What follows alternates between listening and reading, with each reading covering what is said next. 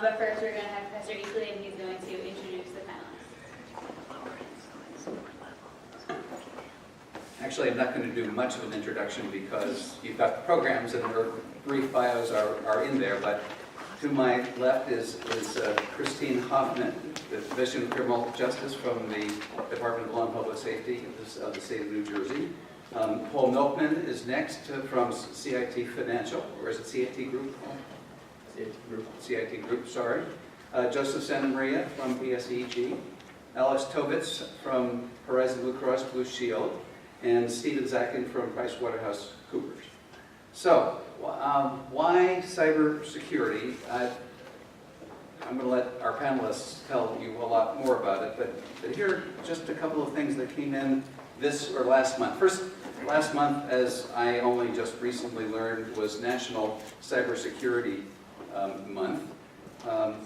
However, data from the 2 previous years gives you some sense of this acceleration of cybersecurity breaches.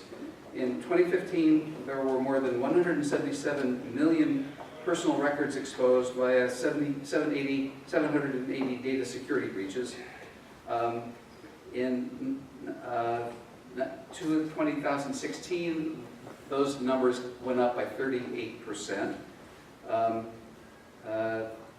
Cyber attacks are happening in 2017 at roughly double the rate of 2016. So we've got an extraordinary explosion of cyber breaches of one sort or another.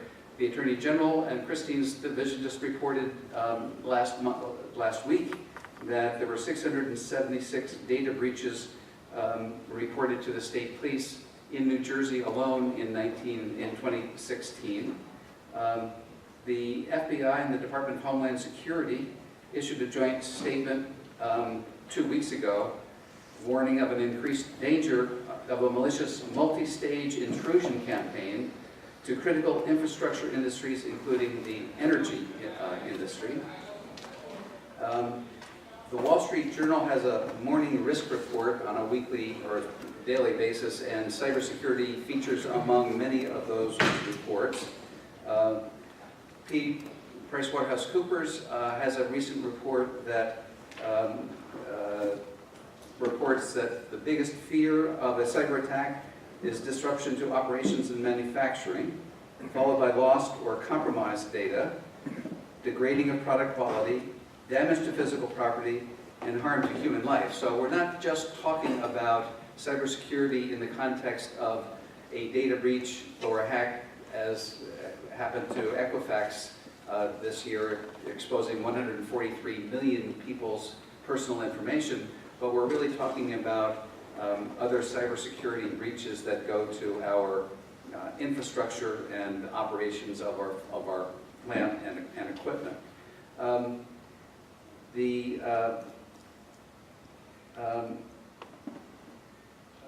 Another report said that chief executive officers surveyed by KPMG this year on average ranked cybersecurity as their top investment focus over the next 3 years. And the National Association of Corporate Directors, in a poll, in their annual poll of directors of publicly traded companies, reported that only 14% of directors say their board possesses a high level of understanding of cybersecurity risks. So that's just, I mean, it's not even the tip of the iceberg, but I'm going to stop there and let our experts take over. And the first thing I'd like our panelists to talk about is what the cybersecurity threat or risks look like from their perspective. And I thought we'd start with Christine and get a law enforcement perspective, and then maybe we can go from there to Stephen Zakin, again from a PwC perspective. So, Christine? Thank you. So first I want to kind of just back up a little and explain the Office of the Attorney General so that everybody has the context. We have a civil side, and there's 2 divisions that basically work in the civil side in the cybersecurity area. That's our Division of Law and our Division of Consumer Affairs. And they take more of a compliance approach. They look at the companies for the standards and the data breaches themselves. And I want to be specific when I say data breaches because it has a different meaning. It is the unauthorized access to personal identifying information, and under New Jersey law, any business or government agency that compiles or maintains computerized records that contain PII must report any breach and disclose that to the customers that are affected or that they are believed to be affected. So that's what our civil side focuses on, is these kinds of data breaches. They both compiled a reporting, and for the first time they have actually published in an annual report the data breaches. As Doug referenced, for 2016 we had 676 reported data breaches affecting 116,000 New Jersey residents. The methods that were most commonly used according to the report were phishing, website malware, ransomware, and employee incidents. And obviously the businesses that were most affected are the ones that you would expect. Finance and banking, health, business/retail, education, industrial, telecom. And we have representatives from some of those areas here today with me. And they focus on enforcing violations by the companies, trying to protect the consumers.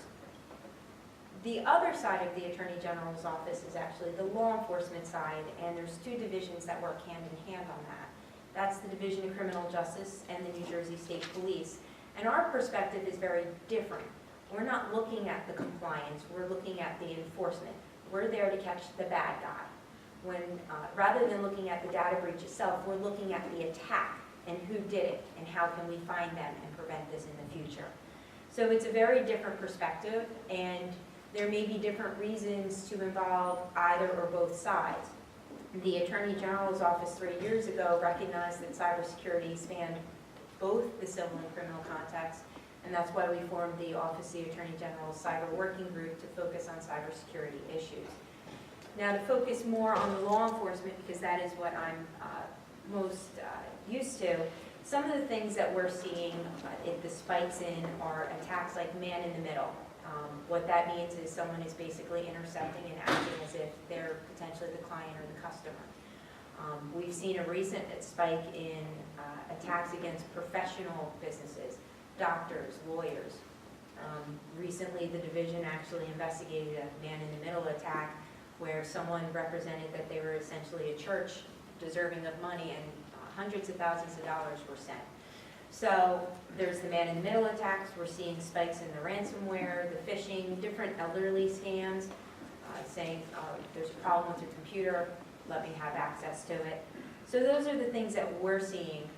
The things that we've had the most success prosecuting are the kinds of cases where we can either follow the money or follow the computer trail. In situations where they may have paid, like the man-in-the-middle case that I just referenced, we were able to follow the money. The follow the trail, the cases that we've had a lot of success in are the ones where it's the angry ex-employee and he leaves a trail. One of the things I say very commonly is, it's amazing how different departments don't speak to each other within their own business or a government agency. You have an HR and you have an IT section. HR terminates someone, they don't tell IT for a month. A month is a real long time for someone to have computer access and be completely damaged someone's systems.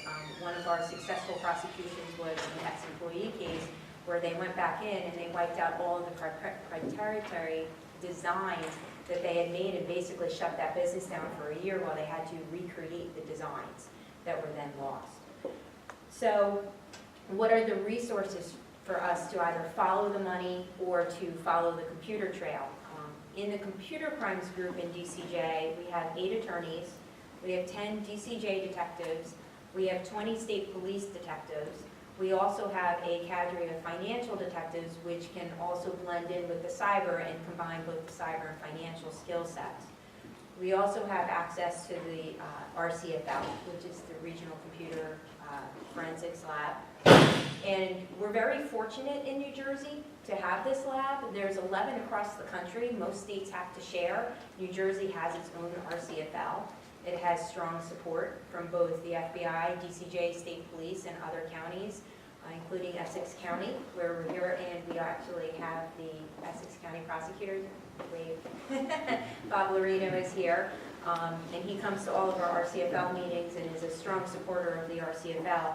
The RCFL gives us access to both cutting edge as well as quality forensics. They do some, for lack of any other term, really cool stuff. So we also have in DCJ our own forensics lab. We also have several county prosecutors that have forensics labs, and we have access throughout the state to different detectives who have different varying technology and cyber experiences. We also sit on task force so that we have a more national reach and even really, in a sense, international. We sit on task forces with the FBI and the Secret Service. We also have partnerships with Homeland Security. It allows us to reach into other states because cybercrime has no boundaries, unfortunately. There is mechanisms for us to trace things internationally. Look, an IP address for a normal person is one-stop shopping. We search, we look, there's the IP address, there's the person. For the bad guys, they have ways to make it more anonymous. For $5 a month, you can actually employ a service that will jump your IP address every time you use it 50 times. It's difficult sometimes, but I have to give my detectives tremendous credit. They will pursue that. One of the last ones they pursued, they followed 50 jumps, including from Russia and China. And we were shocked that China responded to the subpoena that was appropriately served. And they were actually able to trace that IP address down and find the bad guy.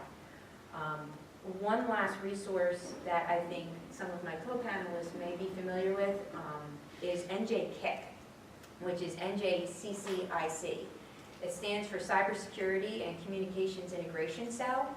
It's basically a one-stop shopping for both information sharing, incident reporting, and potentially a threat analysis. What happens is they hand out alerts, advisories, bulletins. They have access to the latest software patches as well as potential software solutions.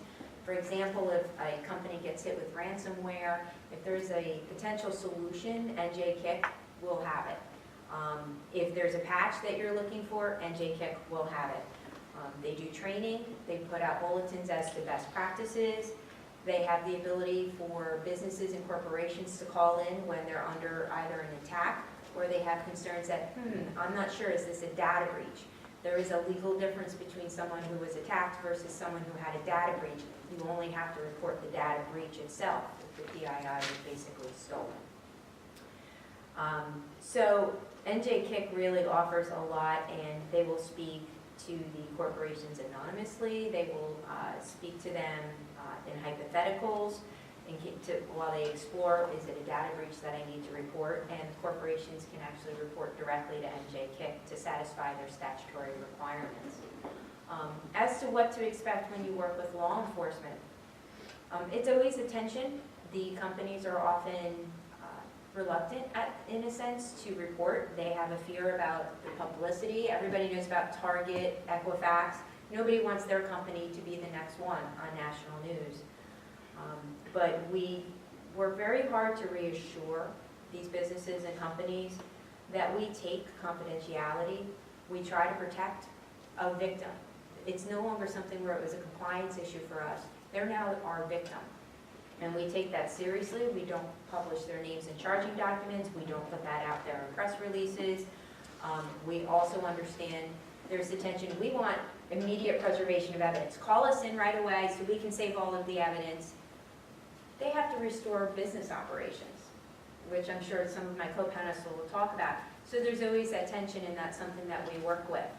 We'll work with IT about how can we quickly preserve what we need while you bring your operations back up online.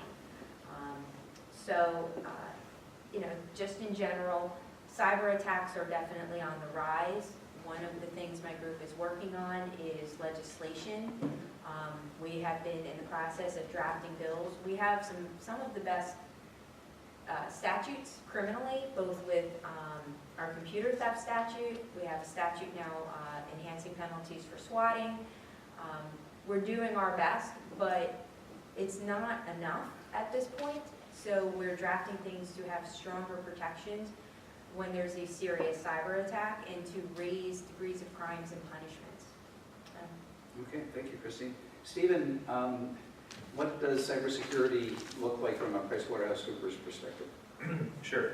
So thank you. I think it's an interesting perspective that we bring to this.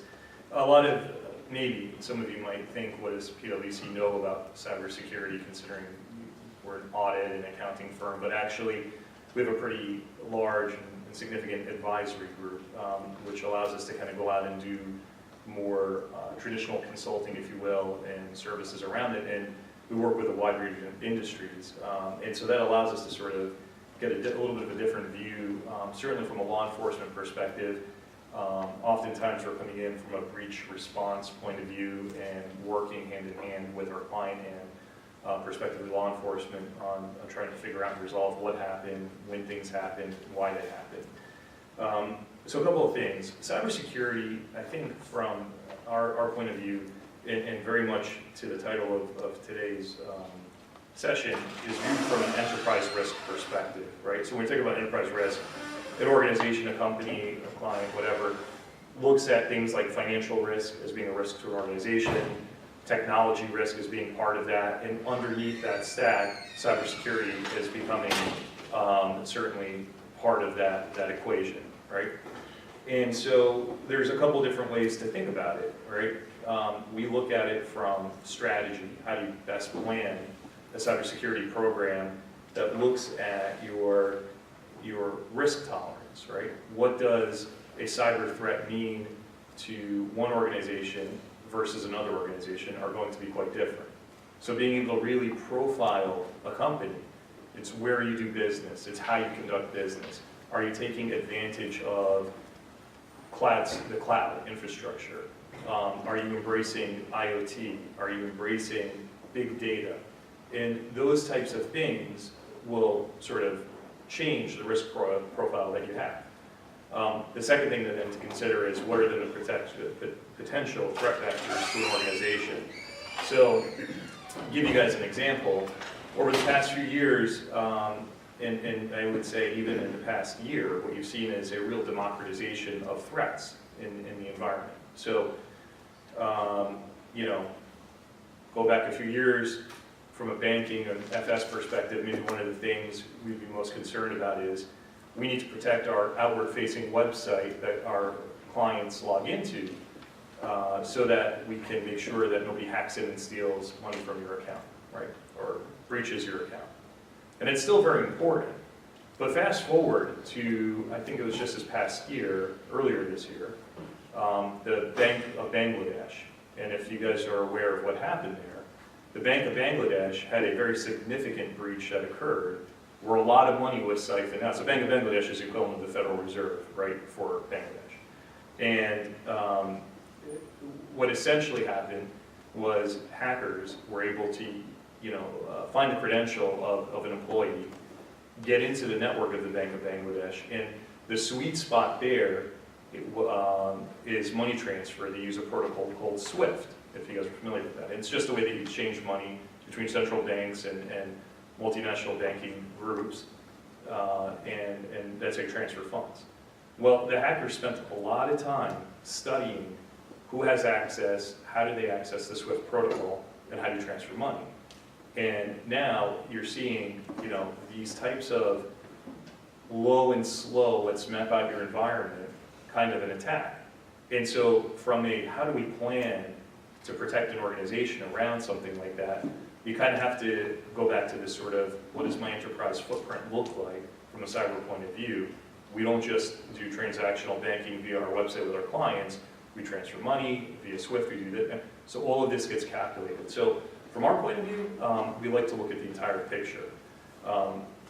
We heard a little bit about regulations, and surely today you're going to hear about HIPAA, we're going to hear about NERC, you'll hear about New York DFS, financial services from the rest of the colleagues in their particular industries. But I think, certainly part of our mandate is to help our clients navigate and think about, what do these regulations mean, and how do you sort of navigate the waters of putting something effective into place that can also, can't secure to the point where it's not economically feasible, right? Unplug your entire environment from the internet, or find something in the middle that will protect you, right? And then the last thing I will say that I think is kind of unique and interesting is we spend a lot of time on the threat intelligence side of the equation. So we do a lot of work to research threat actors, understand who they are, what they do, and sort of their tools, techniques, and protocols and procedures on how they're going to go after particular clients. So we try to certainly work with our clients to map out how these things sort of come together from that perspective. And so what you'll find there is, and what you're finding when we get into the conversation about the board, and what does the board of directors role kind of play for in a governance oversight role is, as we're educating the board that we're working with, board of directors of these companies, compliance, while very important, does not necessarily equate to security, right? You can be very compliant, you can check all the boxes, but your controls and the things you have in place may not necessarily keep you from that breach. And so it's balancing, what the regulations are actually asking versus what is actually impactful to the organization from a threat point of view, and tying these things together, coming up with a strategy and an operational gameplay. That kind of gets you there. So I'll pause there. Okay, thanks, Steve.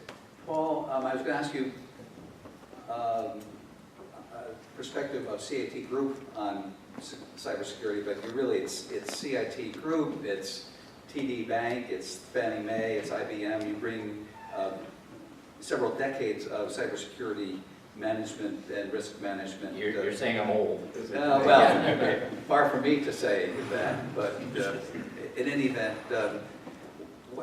how do you see cybersecurity today, and where is it going, and where we come from? How capable are we of keeping up with the risks? So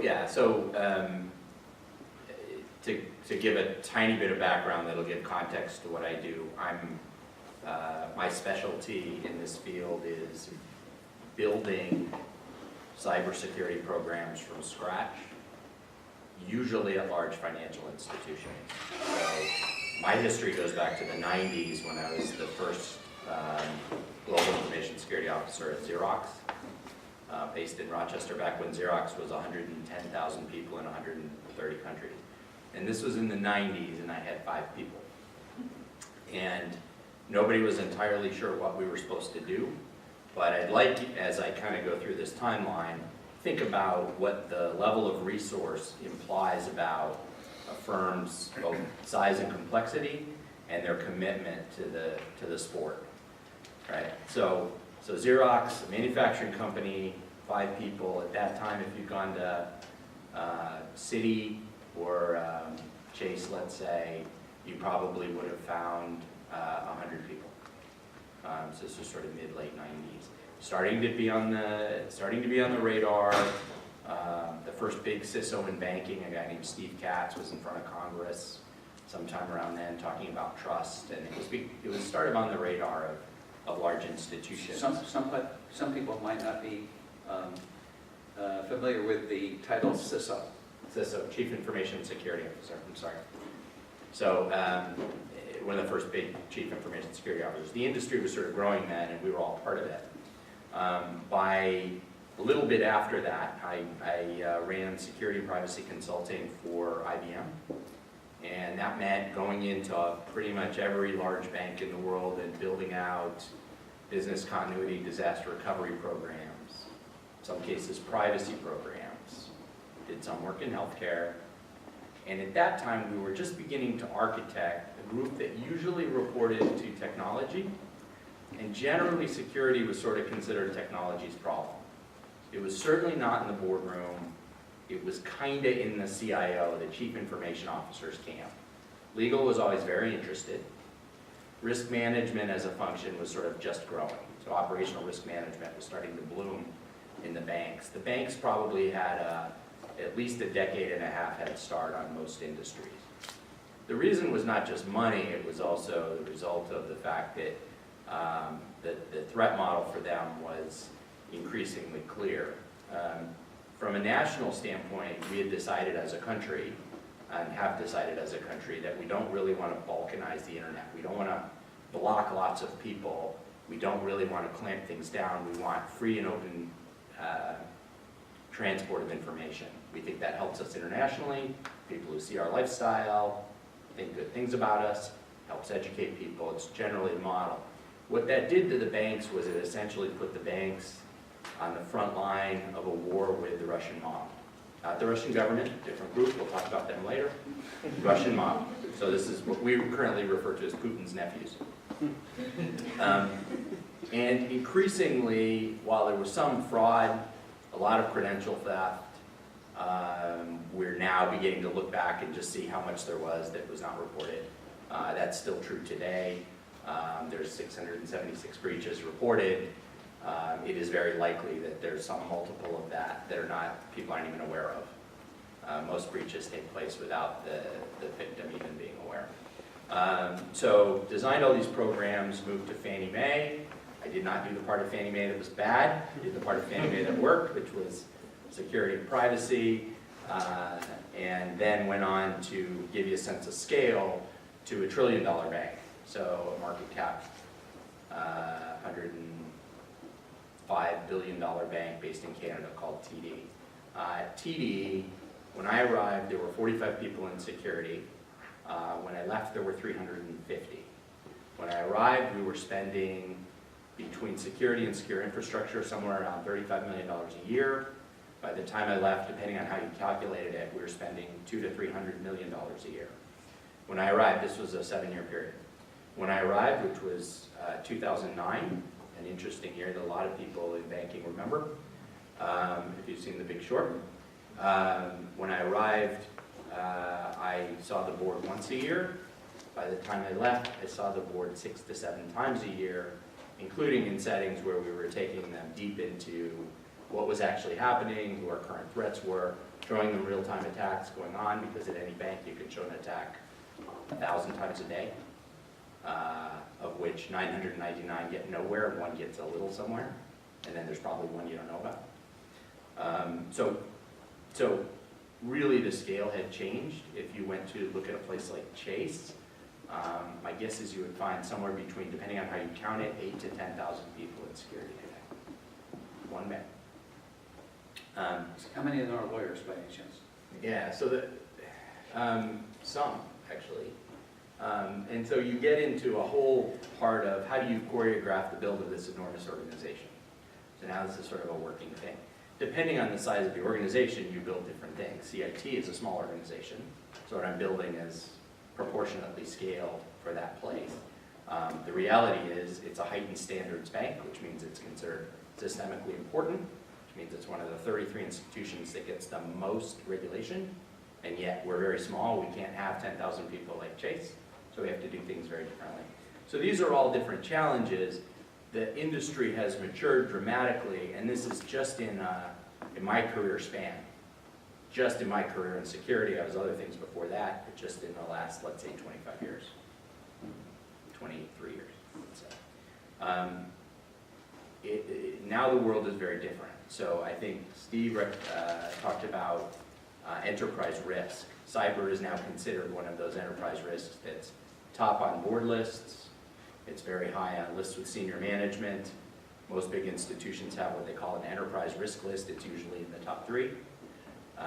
And so every time there's a headline now, everyone from the board to senior leadership is saying, could that happen here? How are we different? Is that us? What really happened? So everything from Equifax to when the Office of Personnel Management got hacked, everybody who had fingerprints in government, I did. I had a clearance at one time. So my fingerprints are gone. Is that bad? Yeah, it's pretty bad. I can't change my fingerprints. So you get into all those things, and the question then becomes kind of, what do you do about it? What does a good program look like? And I think some of what we'll talk about today is how in different institutions you actually address that. There's a portion that's the build. How do you build that strong army, that cyber team that can detect and react to threat? How do you build that communication path with legal and communications, so that you don't have a situation like arguably Target, where it took too long to respond. The response was not very transparent. Equifax took too long. not necessarily terribly transparent response, and then they botched the initial agreement with people who were trying to get in to freeze their credit, or to find out if they were victimized. Chase, 77 million records just a few years ago, completely botched response. They told the White House that it was the Russian government doing it as retaliation for sanctions. In fact, it was done by like 4 frat boys from Florida. It ended up being a different kind of botched response. They were quick, but they were wrong. And these are the kinds of things that anyone, certainly who goes at the cyber problem from a legal standpoint or communication standpoint, has to dig into quickly, especially if you're dealing with larger institutions. The next part of that is how do you get the business to recognize that this is their problem, it's not an IT problem. Deciding what assets are important, deciding where your data is at third parties, deciding how you manage your contracts with different people who supply you things. In this world that is thoroughly outsourced, your risk does not end just because you outsource a service to somebody. Your risk doesn't end anywhere. Everything in your supply chain is your problem. This is particularly problematic in healthcare and in financial services. And so then finally, how do you engage the board itself so that without teaching them everything that we have to know to be practitioners, you work with the board on what do they need to know? What should they be asking management? And I think hopefully we'll talk through some of that as we go on. Good, thanks. Joseph, how significant was this joint report by the FBI and Homeland Security that the energy industry was being targeted by hackers, not simply to access information, but to access and sabotage our energy infrastructure? Yeah, so thank you. Good afternoon, everybody. I'm the CIO at PSEG. I assume everybody's a little bit familiar with PSEG. We're New Jersey-based, Newark-based energy company. Everybody's very familiar probably with our utility side as customers of our electric and gas services, but we are also one of the largest energy operators in the country. We operate 3 nuclear plants and a number of fossil combined gas, and now we retire all our coal, and a number of renewable plants. So for cyber for us has 3 dimensions. One is, has a number of dimensions, but one is the part that deals with our customer data and our internal data. The other is our generation operation, and the other is our utility services operations. And as the question referred, so our cyber program, or information security program, we think about 4 dimensions that we need to make sure take place. One is safe and continuity of operations. We make sure nobody can disrupt delivery of gas, delivery of electricity, plant operations. The second area is information protection, make sure nobody can get to information that is sensitive and is not authorized to get to that information and access it. It can range from PII, personal identifiable information, such as security numbers, date of birth. Your utility account number is PII, but that's defined by the state of New Jersey. The third thing that we always try to make sure is that we're regulatory compliance. Right, as lawyers, you understand, not following the law tends to be bad. So we always want to make sure there's any regulations around cybersecurity, we follow them, and we're compliant at all times. And the fourth thing that our program is very focused on is what we call situational awareness. Why is situational awareness important? Because you cannot defend against what we do on the stand. So we try to make sure that we work with agencies in NJK and a number of federal and local agencies in New Jersey and New York to make sure we understand what are the threats, who's trying to attack us, as you mentioned, who's interested in our assets. And right now, you probably notice, you follow cyber a little bit, that there seems to be a lot of activity, right? You probably have PEDIA and non-PEDIA and crash override and all these ransomware global events that brought down parts of pharmaceuticals and transportation. And let's say there's a number of things going on, but 2 in particular, one applies to our industry very much. First thing that happened is about last year, a group called the Shadow Brokers was able to get through a lot of utilities from the NSA, right? The intelligence community in our country does have their utilities and cyber tools to spy on others, the same way that others try to spy on us. And a lot of those tools were made public. And you can get them on the dark web. Right? You can go into an area, a space of the internet it's called the dark web because it's very hard to trace. And you can get those tools. You can get Windows DMA vulnerabilities, you can get OpenVPN vulnerabilities and things that much to you, but they can be very harmful when they fall into the hands of the bad guys. So as those vulnerabilities have been made available and very easy to, somebody used the word democratize, I think that's the right word. Anyone can really go and buy or even rent those tools, and there's some profit sharing for ransomware attacks. There's all sorts of businesses going on in the dark web. So it's very easy to get those tools. So that generated a spike in attacks, especially ransomware and other things that we've seen at a global scale. The second thing that's going on is there's a war between Russia and Ukraine, as you probably all know. And that war, it's very inconvenient for Russia to perform or to conduct what we would call a conventional war, because the international community will be all against it. And so what they do is a lot of cyber attacks. They've been able to shut down parts of the Ukrainian electric grid a couple times.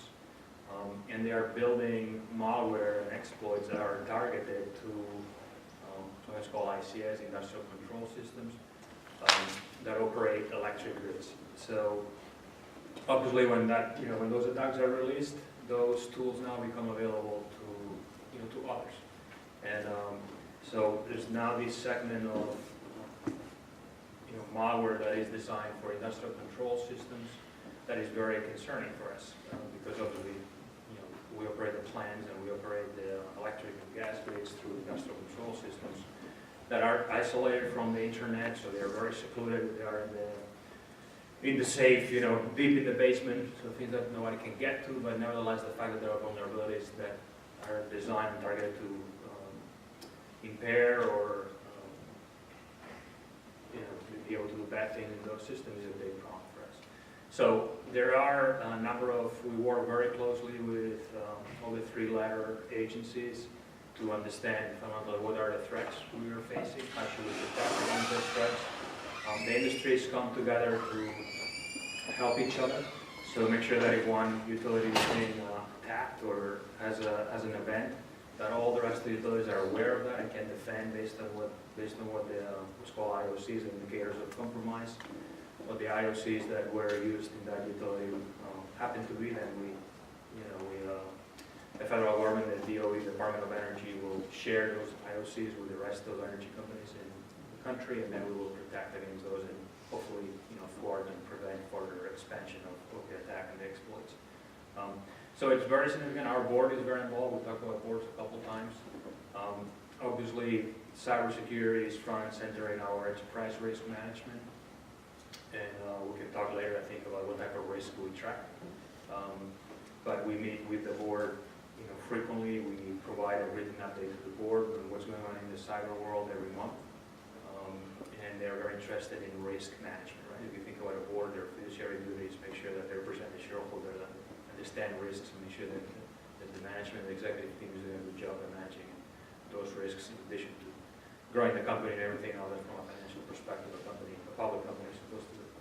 And cyber is, because of the current activities and the successful attacks that many other companies have happened, we talked about Equifax and a bunch of others, there's a long list. Boards are very, very interested, and so are executive teams, so are the CEOs and others. Paul talked about how some of the cybersecurity spend and budgets and resources are growing. And in public companies, the only way to get money is if you're doing something that is important to somebody. And clearly when you see 5, 6, 10x budget increases over short periods of spending, means that that's at the top of the food chain for the management team and the board. So, in the critical infrastructure protection area that we operate, cyber is very, top priority for the board and the management team. Good alignment, very good alignment with the intelligence agencies and the different federal and local and state agencies. And the industry is definitely coming together. I hope we'll have more time later to talk about what the industry is doing to prevent, to secure those assets, both the assets and the customer information, but it is very critical. And for those of you who want to get into this space, we talk with lawyers all the time. We talk with lawyers all the time because you have to, first thing they'll tell you is you don't use the word breach unless you know it's a breach. Because when it's a breach, you have to disclose, you have to do a number of things. And we laugh a little bit, but it's hard to know it's a breach. First thing you need to know is, was there an event? Second, what did they get to? Third, did they exfiltrate any of the data? What did they get to? Was it PII or not? Sometimes you can have a piece of data that is not PII by itself, but when combined with another data set that is not PII by itself, the two of them become PII.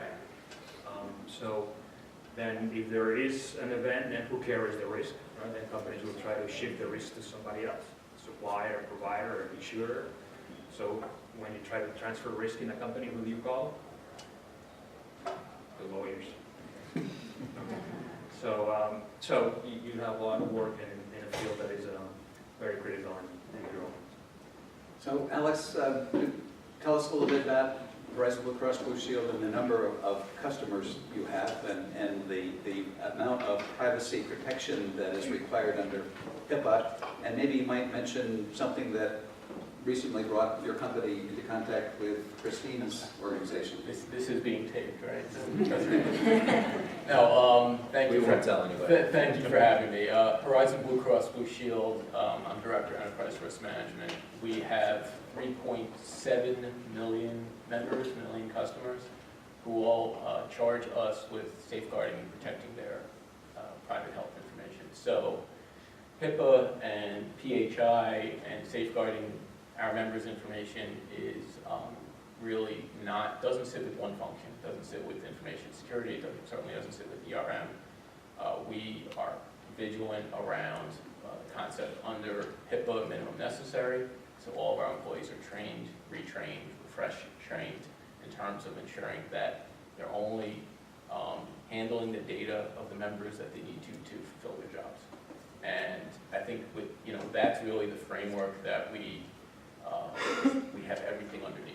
And so cyber, by its nature, when you're in the health industry, is a critical function, and our information security team is vigilant. We talked a little bit, I know we'll talk a little bit more about board governance, but the constantly staying on top of it. The other piece with health information is, in terms of the bad actors, health information is more lucrative on the dark web, I think someone mentioned the dark web, than credit card information, and significantly more. So the health industry continues to be a target. What Professor Equally referred to is, at the end of, and this is public information, at the end of 2013, we had a couple of laptops stolen from our building, resulted in a breach where we had to disclose to 800,000 of our members that their information may have been accessed. We don't believe it was, but we were required to disclose that. So prior to 2013, extremely vigilant. After going through a breach, I think everybody has even more awareness than we did before. I've had colleagues in other blues organizations around the country who I've talked to who haven't been through it, and to them it's just academic. To us, it's not academic anymore, right? And I had one colleague at a conference recently said, we've talked about cyber enough, and so we're going to take it off of our top risk dashboard. And I turned to the individual, I said, if I did that, that would be the last thing that I would do at Horizon, because the focus that we have on cyber, has to remain vigilant. So in terms of kind of growing threats, the interesting thing that we do as an organization is, as we're concerned about cyber and protecting our members' health information, we're also moving towards sharing data with our provider partners, because when you're in the health industry, the way to help patient outcomes and reduce costs is to have a rich set of data, so that your doctor, when you come see them, you can see your entire history. Part of that is exchanging information, right? So claims information, their electronic medical record with other physicians, with their payer. Academically, if you have all of that information, you can treat that individual better. So that's where the industry is moving. And then you have the cybersecurity folks, the ERM folks, the lawyers, the privacy, compliance, very matrix at Horizon. All of us are watching that saying, well, hold on a second, let's not move too quickly into that space because we're inviting more risk into the organization. So there is this, and this isn't just Horizon, this is the health industry generally, is that as we're looking to share more data to improve outcomes for our members, for our patients, and reduce the cost of care, you're inevitably putting more data out there. And then the other thing that keeps me up at night is the reliance, someone mentioned this, reliance on delegated vendors, reliance on third parties, right? So if Horizon, like a lot of other organizations, delegate a lot of the calls, the claims work, all of that to third parties who we entrust with our members' data. So working with legal, working with the cyber team to ensure that we've vetted and done that risk assessment of the vendor that we're entrusting with our data is really critical. I mean, there's a number of layers to cyber, particularly when you're dealing with the health insurance industry and the industries, the other panels here as well. I think Steve said at the outset that every organization is quite different and their risk profile is quite different. I think things that we do are going to be much different than PSC&G, much different than CIT Group, because we have different information that we're protecting. We work solely in New Jersey. They're multinational organizations, different threats, and different ways to look at cyber and the privacy. But that's really the Horizon story. So just, can you tell us a little bit more about what happened post-breach? What did you do once you discovered that you had a breach that might have affected hundreds of thousands of your customers? Well, by requirement, by law, we had, as Christine said at the outset, we had an obligation to notify our customers. We did that in short order, as well as, then we did our internal investigation, and we were also continuing since that time looking at, were there gaps, right? This was kind of a unique situation because there were 2 laptops, again, public information, 2 laptops that were stolen during some construction we were doing, and we don't think there was any indication that they were it wasn't a cyber hack, right? So, but they were unencrypted laptops, right? And and because of that, the individual, although we thought they probably just wanted the laptop for the hardware, not what was contained in it, had to answer some very tough questions down in Trenton, and our senior team had to go down there and have questions from the state senate and the state legislature around the circumstances of the breach. So again, like I said at the outset, very painful lesson for us, but I think looking back at it now 3 years later, I think we're a much stronger organization because of it. And speaking of breaches, Paul, I think you had told me in an earlier conversation that the CIT group held the target. CIT didn't know. Target's card portfolio, the issuer is TD, previous employer. Yeah, so we saw that one from the inside, but I can't really discuss it too much. Okay. I will say that one thing from anecdotally that helped us in the press was a week after we disclosed our breach, Target announced their breach. So I want to thank anyone from Target who's here. That was very helpful for our reputational risk, but reputational harm. So let's just open this up so it's more of a conversation than a presentation if we can. Joseph used the word prevention in the context of preventing. You can't prevent cyber attacks, you can prevent them from succeeding, I suppose. And Joseph also talked about the necessity of securing assets, and obviously the energy infrastructure is a lot different set of assets than the assets of a CIT group or of a Horizon Blue Cross Blue Shield. But is it possible to prevent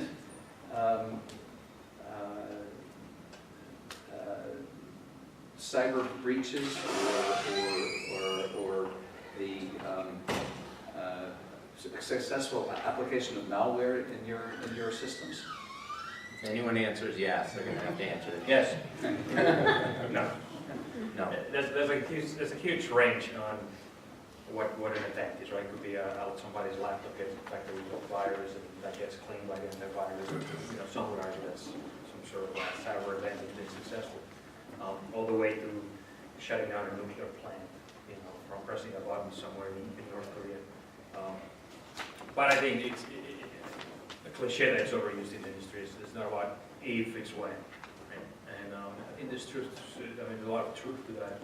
Let's face it. This is a game that we play to tie. That's why I always tell my team it's a game we'll never win. Right? You're always 0-0 or 1-1, and then you're always trying to catch up with what the bad guys are doing, guys and gals. So no, the answer is something is going to happen, and I think something's happening in almost every company, I would say. And how you react to it, it's really becoming more important, or as important as the what happened. If you think about, you know, people talk about watch handling, and I would say, you know, we have some of these debates. We do simulations internal in terms of, well, let's pretend this happens, and we get together across the company with the legal team and the business assurance and resiliency and IT and the line of business, and we simulate scenarios. We have injects and we do tabletop. So one of the best conversations we have is when it comes to so what do we do now? What's the next step?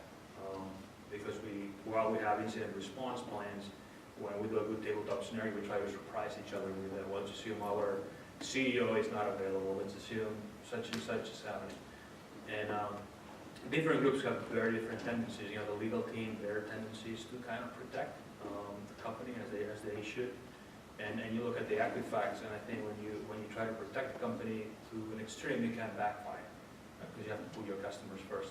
Now, if you put your customers first, also at a fault, maybe you don't do the right forensics, or you don't gather the right information to learn, to protect, to prevent it, to help the law enforcement. So it has to be a very fine balance on how you react to cyber events. But going back to your question, can they be prevented? Absolutely not. And I think every company right now realizes that. All over the cliche, it's when, not if. So, yes, Christine? So you say, I agree with the when, not if, but a lot of the victims that we interact with are not only big corporations, but the small, little, tiny businesses. And what we see are some really basic preventative steps that have just been missed. You guys have whole teams working on it. They have no one. They have no IT. You ask them, who's your IT officer?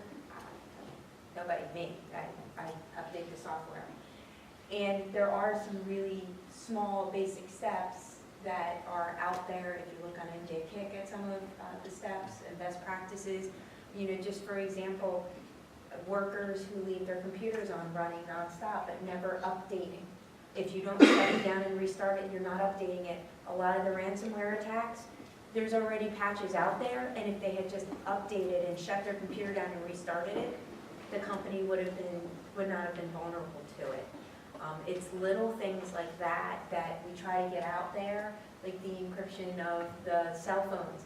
People give out work cell phones, but they don't have any security on them. And it's little basic things when you're dealing with the smaller businesses that the larger ones already have taken into account. But so there is some basic preventative steps, and it's really just a question of educating and making sure it gets pushed out. One of my closest friends is a vice president of security for a large casino. And he was in the position where there was the attachments, shouldn't open them, he's educated all his people.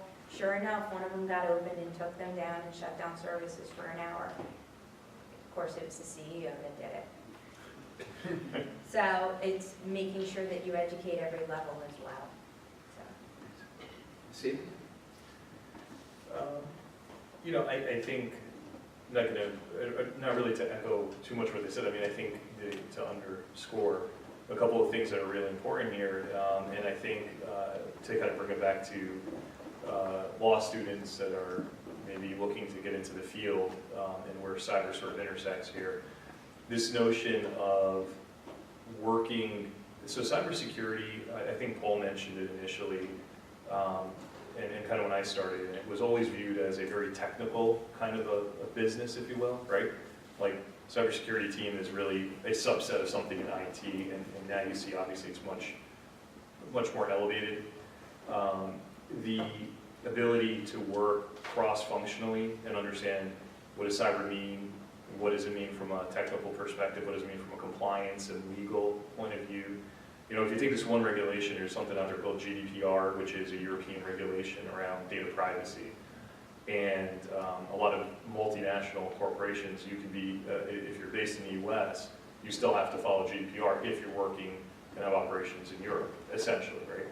And, you know, there are a lot of folks, both in-house, the clients we work with, as well as on our team that have JDs, and to be able to interpret what do the regulations mean. So it's not just a, you know, hacker's game necessarily, right? Or to have that skill set of a sort of a hacking mindset, but also being able to tick and tie back to regulations and sort of what it means from a legal perspective and what that exposure means from an enterprise risk point of view.